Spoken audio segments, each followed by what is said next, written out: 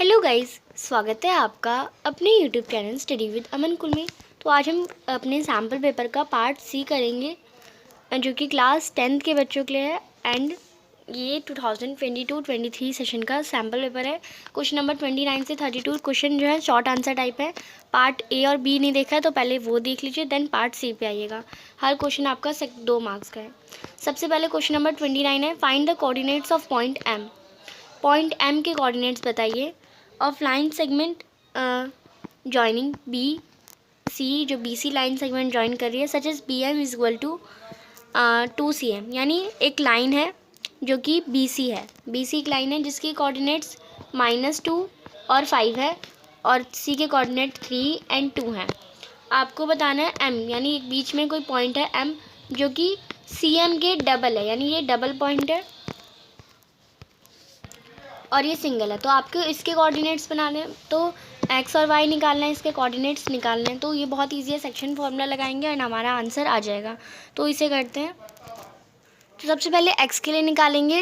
इसमें x1 है हमारा 3 और x2 है हमारा -2 और ये हमारा 2 और 2:1 में, तो 2 × 3 प्लस में 1 × -2 ये हमने कर दिया। अपॉन में 2 + 1 यानी k/m+1 m+n होता है ना, 2 + 1। तो इसे सॉल्व करेंगे। 2 × 3 6, -2 × 1 तो माइनस का 2, 6 - 2 4 एंड अपॉन में 3, तो 4/3 हमारी x की वैल्यू आ गई। ऐसे ही y के कोऑर्डिनेट्स में भी हमारा 2 × 2 प्लस में 1 × 5 है और 2 + 1 तो 4 + 5 हमारा 3 हो जाएगा, यानी 9/3 3 कोऑर्डिनेट्स। तो हमारे पॉइंट्स क्या आ गए, x की वैल्यू 4/3 और y की वैल्यू 3। तो यही पॉइंट्स हमारे m के कोऑर्डिनेट्स हैं। तो आप m के coordinates x y is equal to 4/3 और 3 लिख देंगे। नेक्स्ट क्वेश्चन है, नेक्स्ट क्वेश्चन दे रखा है x हमारा x is equal to a sin theta और y is equal to b cos theta है। तो हमें x² प्लस में y² का मान ज्ञात करिए। तो इसे मैं एक बार साथ साथ में a यहाँ पे मल्टीप्लाई में जाके डिवाइड में जाएगा, तो x/a हमारा किसके इक्वल हो जाएगा, sin थीटा के इक्वल में।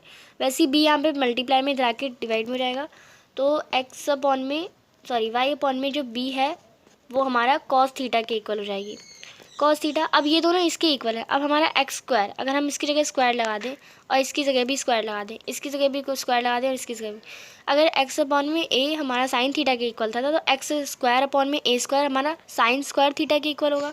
वैसे ही y²/b² हमारा cos² थीटा के इक्वल होगा। तो sin² थीटा, अब इसमें दोनों की आइडेंटिटी के बीच में प्लस का साइन है, तो प्लस में cos² थीटा किसके इक्वल होता है, 1 के इक्वल है। तो हमारा आंसर 1 हो जाएगा। इसे एक बार मैं आपको सॉल्यूशन दिखा देती हूँ। सबसे पहले x is equal to sine A और y is equal to B cos A. Given हमें दिया रखा है x²a² प्लस में y²/b² प्लस करना है। x/में a मल्टीप्लाई में जाके डिवाइड में, x/में साइन थीटा के इक्वल होगा और y/b भी हमारा कॉस थीटा के इक्वल होगा। तो यहाँ पे हमारा x²/a² sin² थीटा के और y²/b² cos² थीटा के। क्वेश्चन के अकॉर्डिंग इन दोनों को प्लस करना है, यानी x²a² हमारा sin² थीटा आया था और ये cos² थीटा, दोनों जो कि एक आइडेंटिटी है, इसे प्लस करेंगे तो हमारा 1 आ जाएगा आंसर। नेक्स्ट अथवा का क्वेश्चन है। नेक्स्ट क्वेश्चन है, आपको शो करना है sec की power 4 theta minus sec² theta equal में 10 की पावर 4 थीटा प्लस में 10² थीटा। इसे इक्वल शो करना है। तो सबसे पहले लेफ्ट हैंड साइड से ही करते हैं, तो चलिए इसे करते हैं। तो sec की पावर 4 हमें दे रखा है थीटा माइनस sec² थीटा। तो सबसे पहले लेफ्ट हैंड साइड देखते हैं, इन दोनों में हम कॉमन लेंगे। sec की पावर 4 में हम sec² थीटा ले सकते हैं कॉमन, और इसमें ये हमने इन दोनों में कॉमन ले लिया, यानी इसमें से 2 कॉमन ले लिया तो sec² थीटा, अंदर sec² थीटा ही आ गया क्योंकि 2 और 2 4 हो जाएंगे, तो sec की पावर 4 थीटा एंड यहाँ पे sec² थीटा, तो इन दोनों में कॉमन 1 आ गया। माइनस का साइन था, माइनस का साइन लगा दिया। अब यहाँ पे आप देखिए sec² थीटा -1 हमारा tan² थीटा के इक्वल होता है, तो sec² थीटा और tan² थीटा ये हो गया हमारा। अब RHS में हमें क्या दे रखा था, 10 की पावर 4 थीटा प्लस में tan² थीटा, इसमें भी हम कॉमन ले लेंगे, 10 की पावर 2 थीटा और 10 की पावर 2 थीटा प्लस का साइन है तो प्लस का 1। अब ये दोनों किसके इक्वल होते हैं, 10 स्क्वायर थीटा प्लस में 1 हमारा सेक स्क्वायर थीटा के इक्वल होते हैं। तो 10 स्क्वायर थीटा और सेक स्क्वायर थीटा, यहाँ पे भी सेक स्क्वायर थीटा और 10 स्क्वायर थीटा दोनों उल्टे लगे हैं बट इक्वल ही तो हैं, तो हम कह सकते हैं LHS हमारा RHS के इक्वल है। और हमने आइडेंटिटीज ये वाली 1 + 10 square theta equal to sec square theta वाली आइडेंटिटी लगाई थी। नेक्स्ट क्वेश्चन देखते हैं। नेक्स्ट है question, an arc of a circle subtended an angle of 60 डिग्री। एक आर्क है सर्कल की, आपको लेंथ ऑफ आर्क निकालनी है अगर डायमीटर 42 है। तो ये तो बहुत इजी क्वेश्चन है। थीटा हमें 360, हाँ थीटा हमें 60 दे रखा है।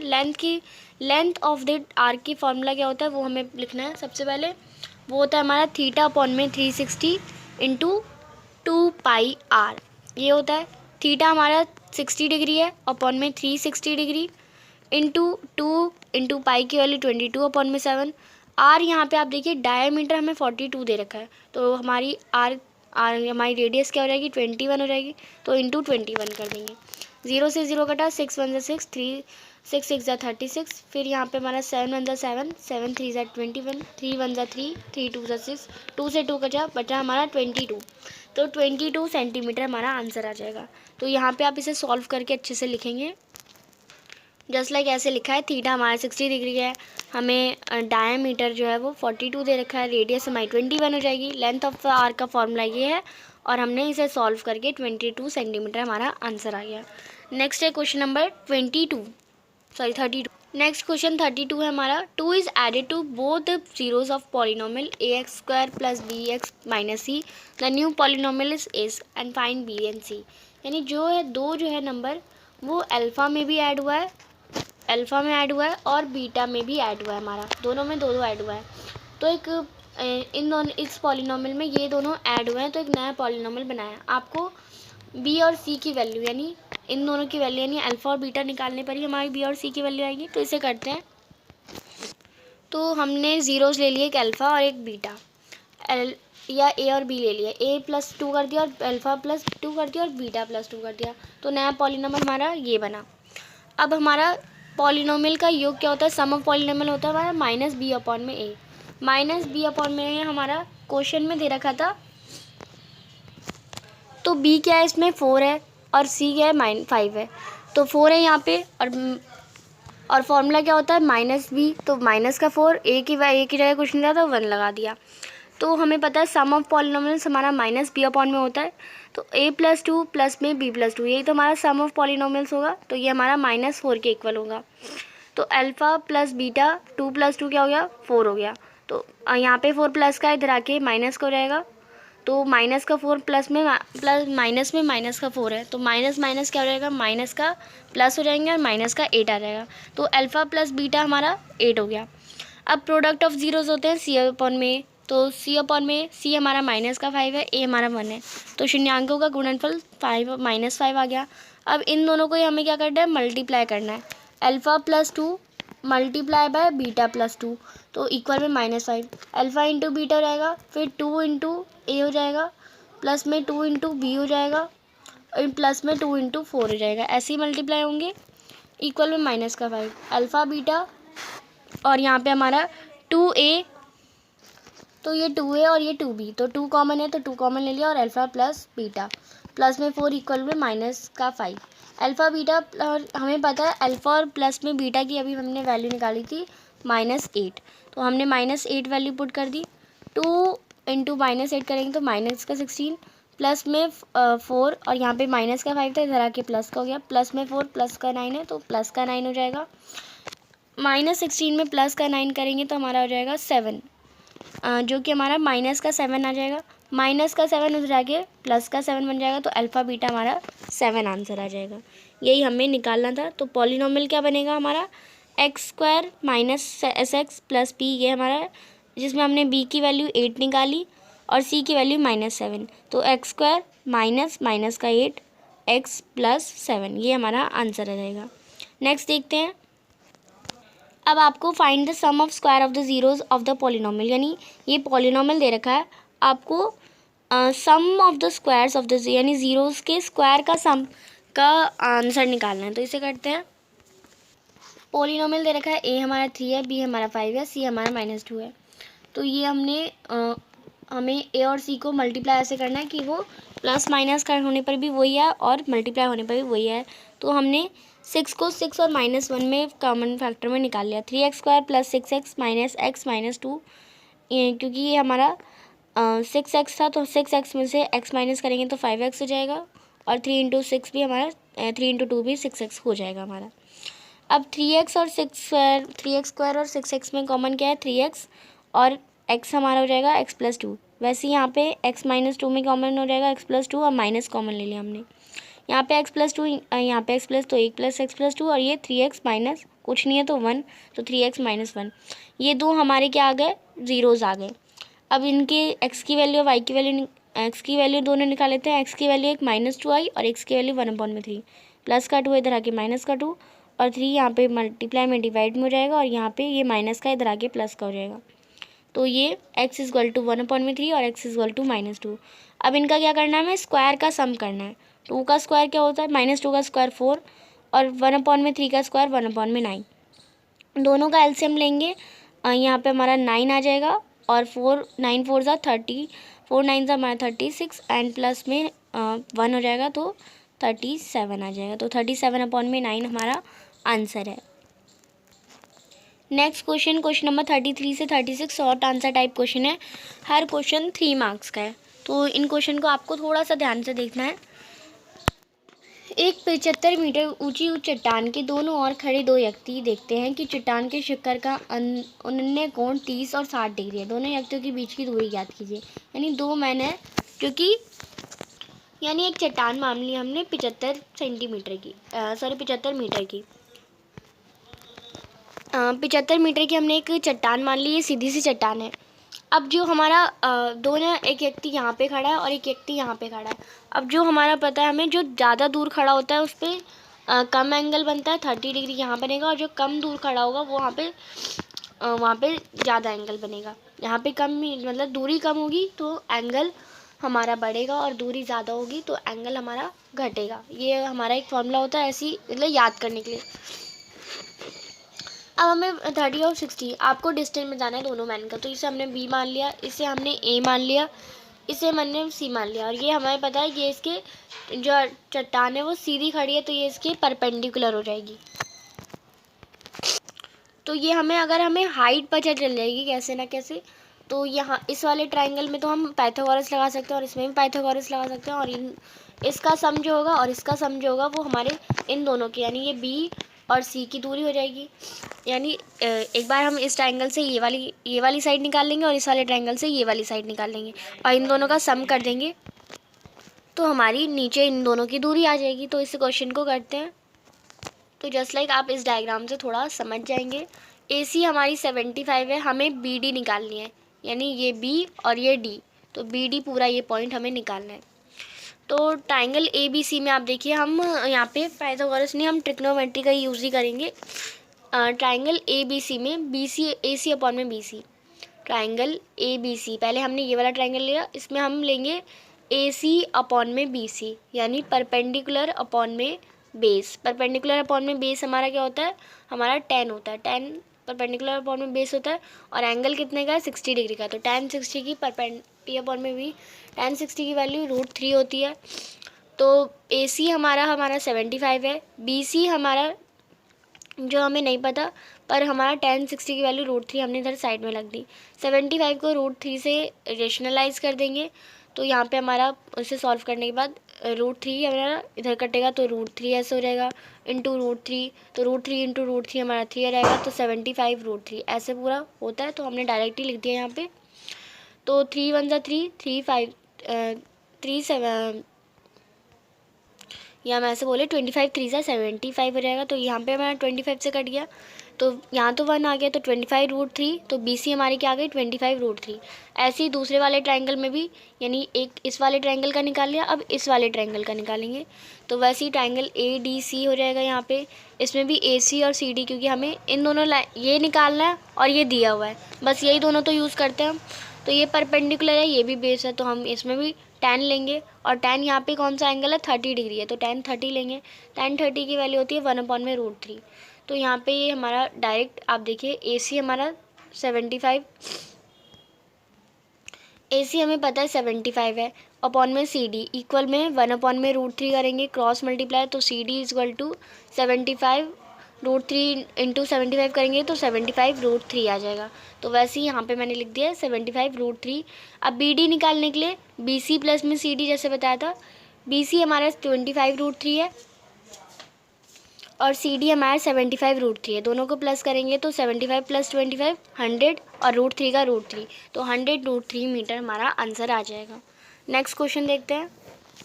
इसी क्वेश्चन का और पार्ट है। 1.5 tall observing is looking at the, एक ऑब्जर्विंग है वो looking at the tower of a distance, यानी एक 1.5, इसे हमने 1.5 मिल लिया, तो ये 1.5 डिस्टेंस है। अब वो जो ऑब्जर्वर है वो 20 मीटर वाइड है टावर से, यानी टावर समझ लीजिए हमारे ये है, तो उससे 20.5 मीटर अवे है। द एंगल ऑफ एलिवेशन, जो एंगल ऑफ एलिवेशन है वो ऑब्जर्वर से और टॉप ऑफ द टावर से 45 डिग्री है, तो यानी ये वाला जो एंगल है हमारा 45 डिग्री होगा। Find the height of the tower, हमें टावर की हाइट यानी इतना तो बताना है, पर यहाँ पे से ऑब्जर्वर है यानी इतना खड़ा है वो, तो हमें उसकी आइज से ही बताना होगा, तो इतना तो हाइट ऑफ द टावर है, तो हमें यहाँ से ये निकालना है। हमें ये डिस्टेंस दे रखा है हमें, यानी बेस दे रखा है, हमें एंगल दे रखा है, हमें परपेंडिकुलर निकालना है। तो चलिए करते हैं इस क्वेश्चन का आंसर। तो टावर जो है ना वो अब हम देखेंगे, यहाँ से इंसान देख रहा है तो टावर तो ज़मीन से ही होगा, ऑफकोर्स पैरों से ही होगा, तो ये पूरा हमें AC निकालना है, और AC निकालने के लिए हमें पहले AB निकालना होगा, और फिर BC तो हमें पता ही है 1.5 है, तो AC निकालने के लिए हमें AB निकालना है, प्लस में 1.5 कर देना है। तो ट्राइंगल ABE में अगर आप देखिए, इस वाले ट्राइंगल में जो हमारा x है, इसे हाइट को हमने x बोला था, उस क्वेश्चन में दे रखा है, और ये हमारा BE है, x अपॉन में यहाँ पे BE जो है वो हमारा क्या है, परपेंडिकुलर अपॉन में बेस, हमें बेस दे रखा है, परपेंडिकुलर निकालना है, तो परपेंडिकुलर x है और बेस हमारा BE है, ये BE है, और एंगल कितना है 45, तो tan 45 डिग्री कितना होता है 1 के इक्वल होता है, तो tan 45 डिग्री 1 के इक्वल होगा, तो BE भी हमारा जो BE है वो हमारा x के इक्वल हो जाएगा। अगर हम इसे देखें tan 45 1 के इक्वल है, 1 is equal to x upon में BE हमारा 20.5 है, तो इसे क्रॉस मल्टीप्लाई करेंगे तो 20.5 इक्वल में x, यानी x की वैल्यू क्या आ गई 20.5 आएगी, यानी परपेंडिकुलर और बेस दोनों हमारे 20.5 है। अब AC निकालने के लिए क्या करना है, भी 20.5 प्लस में 1.5, तो हमारा 22 मीटर आंसर आ जाएगा। बस इतना सही करना था। हमारा ये दोनों सेम आ गया, ये भी है और ये दोनों सेम आ गए, तो इसका 20.5 और 1.5 प्लस करा तो पूरे टावर की हाइट आ गई। बहुत इजी क्वेश्चन था, एंगल ऑफ एलिवेशन वाले चैप्टर से आपका आया था। नेक्स्ट क्वेश्चन देखते हैं। हमें क्वेश्चन दे रखा है, यदि sin θ √3/5 है।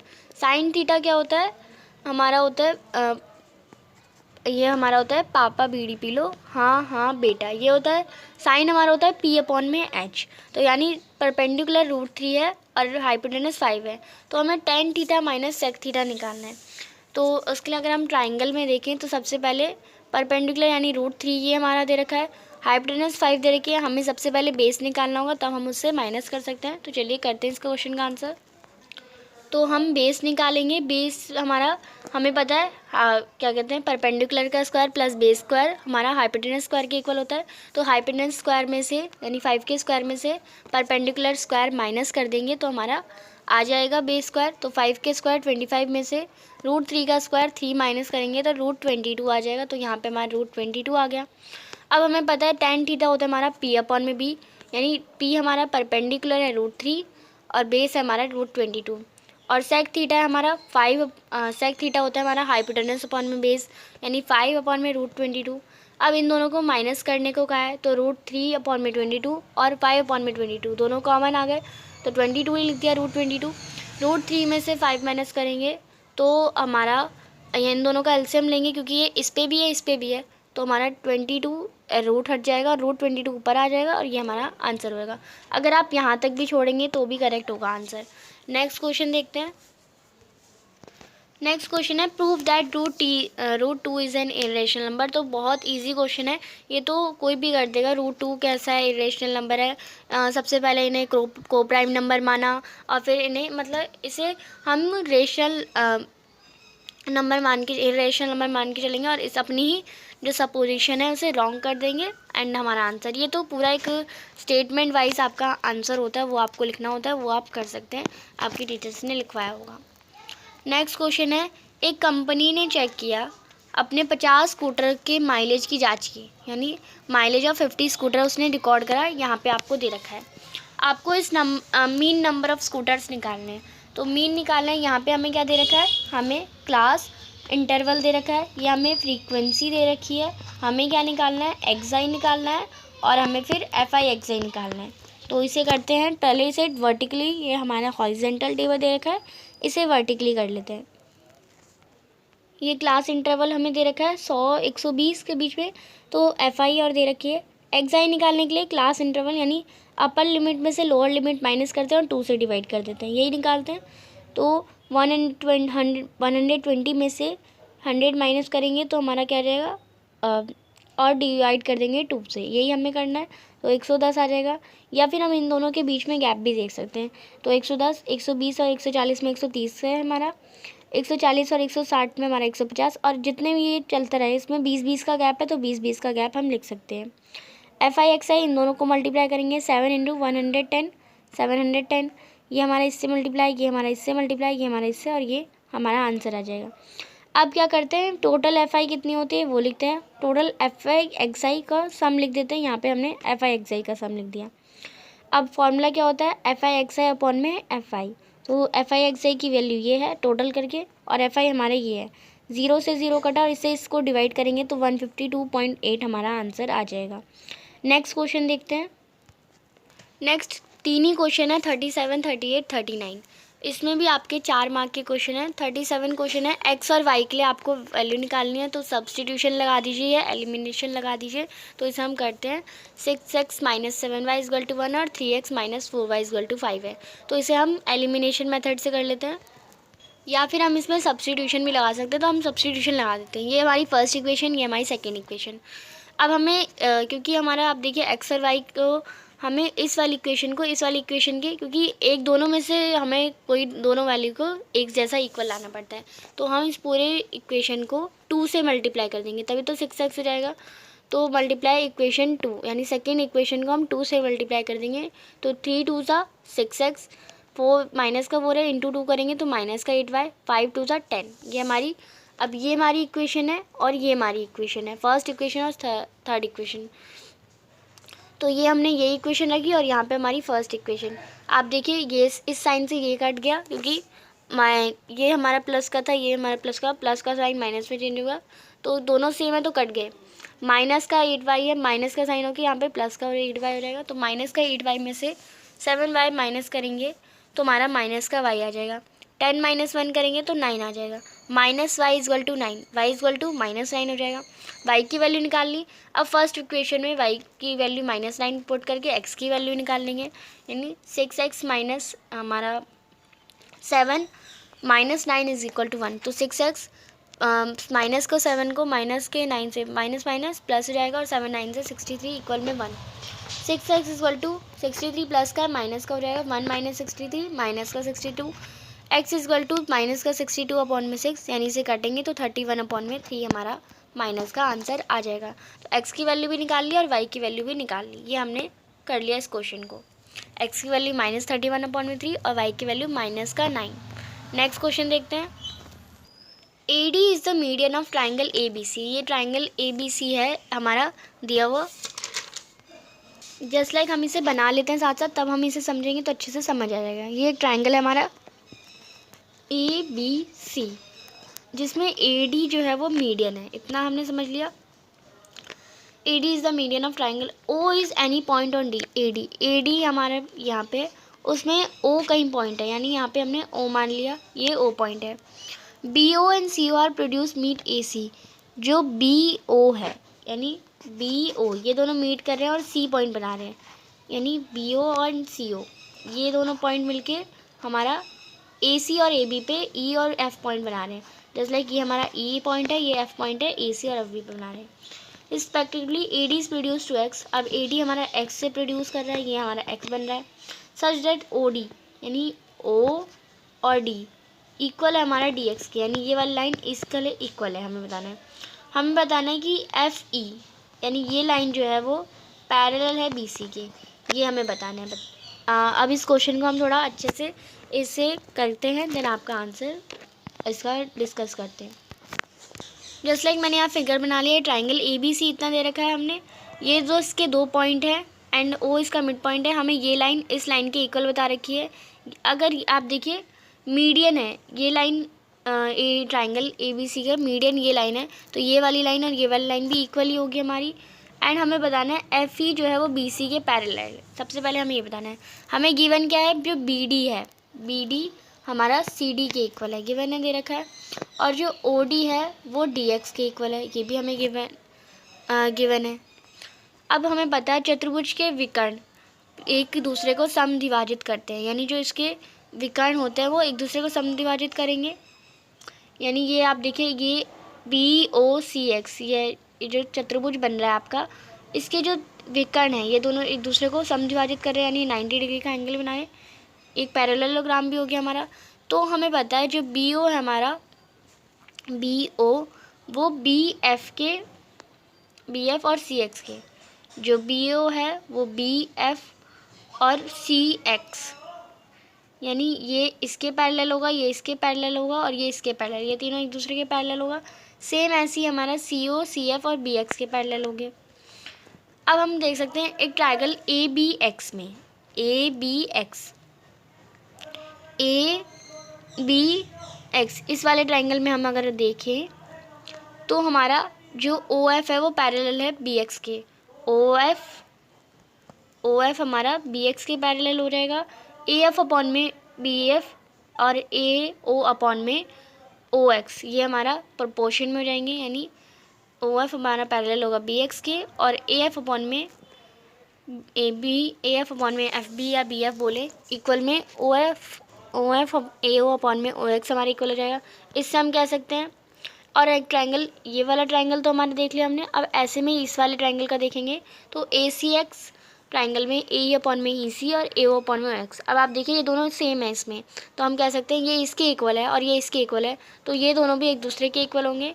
ओ ही पैरेलल है सी के एक्स में, तो फर्स्ट एंड सेकेंड में हम कह सकते हैं ये दोनों भी एक दूसरे के पैरेलल होंगे। ये हमारी थर्ड इक्वेशन बन गई। नेक्स्ट हम देखेंगे ट्राइंगल ए बी सी में अगर ए अपॉन में ए सी और ए एफ अपॉन में एफ बी अगर हमारा प्रोपोर्शन में है, रेशियो में है, तो हमारा एफ ई पैरेलल होगा बी सी के। यानी अगर मैं एक बार आपको दिखा दूँ, ए ई अपॉन में ए सी और ए एफ अपॉन में F B, A E upon में ए सी और ए एफ अपॉन में एफ बी अगर हमारे पैरेलल है। हमने converse of B P T theorem या थेल्स थ्योरम में क्या पढ़ा है, अगर ये लाइन इसके प्रोपोर्शन में है और ये लाइन इसके प्रोपोर्शन में है, तो ये जो बीच में लाइन बनेंगी वो उसके क्या होगी, पैरेलल होंगी। तो वही हमने converse of B P T से सॉल्व कर दिया। थेल्स प्रमेय का विलोम हो गया हमारा converse of B P T. तो हमें यही प्रूफ करना था, हमने ये प्रूफ कर दिया। नेक्स्ट क्वेश्चन देखते हैं। अब हमें एक ट्राइंगल दे रखा है in the given figure, equilateral triangle है। इक्विलेटरल ट्राइंगल की तीनों साइड इक्वल होती है। A B C of side, A B C एक साइड है 6 centimetre is inscribed in the find the area of shaded region. सबसे पहले आपको ट्राइंगल का एरिया निकाल लेना है, half into base into height. Base भी हमारा कितना दे रखा है, 6 दे रखा है और हाइट भी हमें तो ये हमारा ना इक्विलेटरल ट्रायंगल है, तो हम इसमें ये वाला फॉर्मूला भी यूज़ कर सकते हैं, 1/√3 ए स्क्वायर यानी साइड स्क्वायर। तो साइड क्या हमारी, साइड हमें दे रखी है 6 स्क्वायर, तो ये हमारा हम यहाँ से ट्रायंगल का एरिया निकाल सकते हैं। तो 1/√3 6 स्क्वायर तो 36 है हमारा, 1 में मल्टीप्लाई में है, तो हम यहाँ से कुछ कट सकता है तो काट लेंगे वरना रहने देंगे। तो 1/√3/36 2 पाई आर, हमें क्योंकि पता है जो सर्कल का एरिया होता है हमारा पाई आर स्क्वायर होता है। पाई आर स्क्वायर हमारा हो जाएगा 22/7 इंटू आर स्क्वायर। रेडियस हमें इसमें नहीं पता, रेडियस भी हमें इक्वल नहीं दे रखी, तो आपकी ये जो इक्विलेटरल ट्रायंगल और ये जो ट्रायंगल वाला जो पोर्शन है वो ना सिलेबस से वैसे कट हो रखा है, तो इसलिए आप इसे सॉल्व नहीं कर पाएंगे इस क्वेश्चन को, क्योंकि ये क्वेश्चन आपके आ ही नहीं रहा है। तो इसके एक अलग से फॉर्मूला होता है, आपको इसमें डायरेक्टली क्या करना है, जो ट्रायंगल का जो एरिया होता है उसमें और जो सर्कल का एरिया है उसकी रेडियस निकालनी है सबसे पहले। सर्कल के एरिया में से ट्रायंगल का एरिया माइनस कर देंगे तो शेडेड रीजन हमारा आ जाएगा। हमें बस इस टाइप से इस क्वेश्चन करना है, बट ये क्वेश्चन अगर इसकी जगह हमें कोई और फिगर दे दी होती तो हम इसे सॉल्व कर सकते थे, बट ट्रायंगल वाला हमारा पोर्शन ही कट रखा है और ये बाय द मिस्टेक आपको क्वेश्चन दिया है। अगर पेपर में भी ऐसा क्वेश्चन आएगा तो वो आपकी टीचर इसे कटवा देगी, आपको नेक्स्ट इसके न्यू क्वेश्चन दे दिया जाएगा। तो आपको इस क्वेश्चन को करने के लिए इतनी ज़्यादा मेहनत करने की ज़रूरत नहीं है, एंड इसका फॉर्मूला आपकी बुक में लिखा है, आप वो से हेल्प कर ले सकते हैं। और इसके अथवा का भी क्वेश्चन है, क्योंकि क्वेश्चन आ ही नहीं रहा तो अथवा में भी आ सकता है। The perimeter of sector of radius of circle, यानी जो पेरीमीटर है सेक्टर का किसी सर्कल का जिसकी रेडियस है 5.6 और उस सर्कल का जो सेक्टर है वो 27.2 सेंटीमीटर है। आपको एरिया निकालना है, तो इसे करते हैं। पेरीमीटर ऑफ सेक्टर हमें 27.2 सेंटीमीटर दे रखा है। पेरीमीटर निकालने का फॉर्मूला r+r, क्योंकि r है और ये r है और हमारे पूरा ये थीटा अपॉन में 360 इंटू 2πr, ये हमारा पेरीमीटर का फॉर्मूला होता है। और रेडियस भी दे रखी है हमें, तो रेडियस को भी ज्वाइन करेंगे या 2r भी लिख सकते हैं। एरिया का फॉर्मूला क्या होता है, थीटा अपॉन में 360 इंटू πr²। अब पेरीमीटर में वैल्यूज़ डालेंगे हम, 27 अपॉन में 27.2 है, r+r 2r हो जाएगा, थीटा अपॉन में 360, थीटा की वैल्यू भी नहीं दे रखी हमें, इंटू 2πr। इसे सॉल्व करेंगे, r हमारा 5.6 है तो ये 2 इंटू 5.6 11.2 हो जाएगा। 27.2 में से 11.2 माइनस करेंगे तो हमारा आ जाएगा